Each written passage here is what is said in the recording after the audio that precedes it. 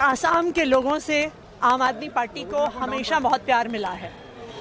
चाहे गुवाहाटी में हुए म्यूनिसिपल इलेक्शन में हो, चाहे पहले आसाम के अलग अलग हिस्से में म्यूनिसिपल इलेक्शन में हो, आसाम के लोग आम आदमी पार्टी से पर भरोसा करते हैं।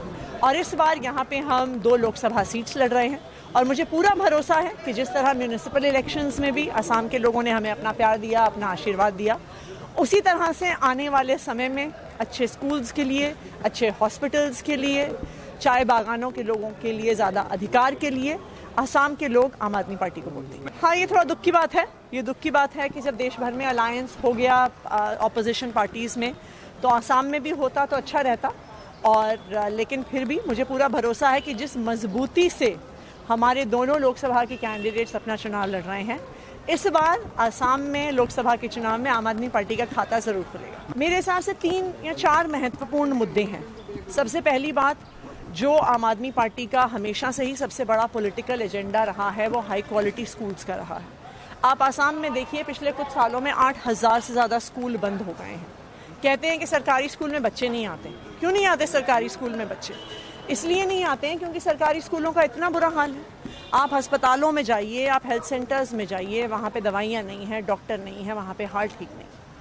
नंबर तीसरा जो इम्पोर्टेंट मुद्दा है, वो चाय बागान में काम करने वाले लोगों के अधिकारों का है, उनकी मिनिमम वेज का है। आज भी वहाँ पर चाय बागान में 250 रुपये महीने, 250 रुपये दिन के आधार पर पेमेंट होता है। आप दिल्ली में देखिए, दिल्ली की देश के हिसाब से हाईएस्ट मिनिमम वेज है। जब अरविंद केजरीवाल जी की सरकार मिनिमम वेज बढ़ा रहे थे तो बीजेपी ने इतना विरोध किया, एलजी साहब ने इतना विरोध किया, हाई कोर्ट तक गया, सुप्रीम कोर्ट तक गया, लेकिन लड़ झगड़ के दिल्ली में हमने मिनिमम वेज बढ़ाया है। उसी तरह से आसाम में भी मिनिमम वेज चाय बागान के वर्कर्स के लिए बढ़ाया जाएगा।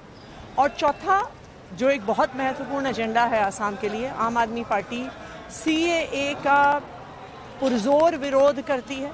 जब हम अपने देश के लोगों को नौकरियां नहीं दे पाते हैं, घर नहीं दे पाते हैं, तो क्यों हम बाहर से आए लोगों को पहले हम नागरिकता दे रहे हैं, घर दे रहे हैं, नौकरियां देने की बात कर रहे हैं?